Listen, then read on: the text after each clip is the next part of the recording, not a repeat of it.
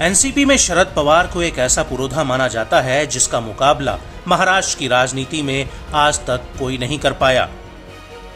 लेकिन खुद शरद पवार ने भी कभी ये नहीं सोचा होगा कि जिस एनसीपी में उनके इशारे पर एक पत्ता तक नहीं हिल सकता, उसी एनसीपी में दो फाड़ की नौबत आ जाएगी। लेकिन अब अजीत पवार डिप्टी सीएम बनकर बीजेपी सरकार में शामिल हो चुके हैं और एनसीपी दो धड़ों में बंट चुकी है और शरद पवार खाली हाथ हैं। लेकिन सवाल ये उठता है कि आखिर एनसीपी के भीतर ये नौबत आई क्यों और इसकी असल वजह क्या है। तो आपको बता दें कि ये जो कुछ भी हुआ है इसकी भनक शरद पवार को लग गई थी, लेकिन जब तक वो कुछ कर पाते तब तक अजीत पवार ने अपना दांव चल दिया था। दरअसल 30 जून 2023 को एनसीपी में दो फाड़ की पूरी कहानी लिख दी गई थी और अजीत पवार का बीजेपी सरकार में डिप्टी सीएम की शपथ लेने का कार्यक्रम 3 जुलाई 2023 का था और 30 जून को अजीत पवार ने नेता प्रतिपक्ष का पद छोड़ दिया था।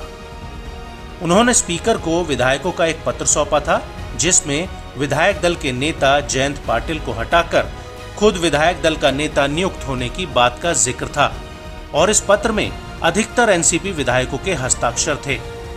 और इसके बाद अजीत पवार ने राज्यपाल को पत्र लिखकर शिंदे फडणवीस सरकार को समर्थन करने की बात कही।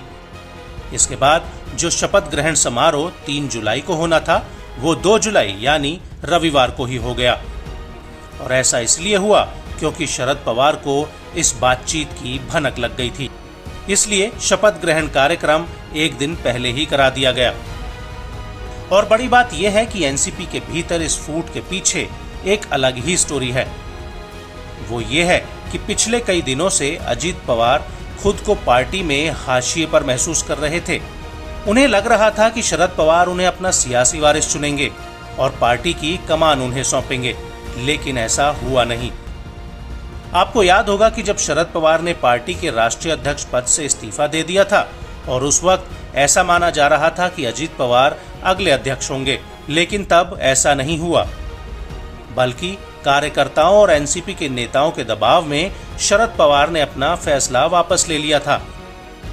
लेकिन उस वक्त अजीत पवार के हाव भाव यही चाह रहे थे कि शरद पवार अपना इस्तीफा वापस ना लें ताकि उनका रास्ता साफ हो जाए और उन्होंने मीडिया के सामने ऐसा कहा भी था। इसके बाद शरद पवार ने एनसीपी के 2 कार्यकारी अध्यक्ष का ऐलान कर दिया और ये ऐलान एनसीपी के स्थापना दिवस पर किया गया था। पवार ने अपनी बेटी सुप्रिया सूले और प्रफुल्ल पटेल को एनसीपी का कार्यकारी अध्यक्ष बना दिया, जिसके बाद अजीत पवार पूरी तरह से पार्टी में ठिकाने लगा दिए गए थे। इसके अलावा अजीत पवार को प्रदेश संगठन में भी कोई पद नहीं मिला था और न ही अजीत पवार को शरद पवार की तरफ से कोई आश्वासन मिला था और इसी वजह से अजीत पवार काफी दिनों से नाराज चल रहे थे और उन्हें अपना राजनीतिक भविष्य अंधेरे में नजर आ रहा था क्योंकि पार्टी संगठन पर भी उनकी कोई पकड़ नहीं थी। वो नाम मात्र के विधानसभा के नेता प्रतिपक्ष थे। इसके अलावा अजीत पवार के पास कुछ नहीं था और यही वजह है कि एनसीपी में खुद को स्थापित करने के लिए उन्होंने विधायकों को तोड़ लिया।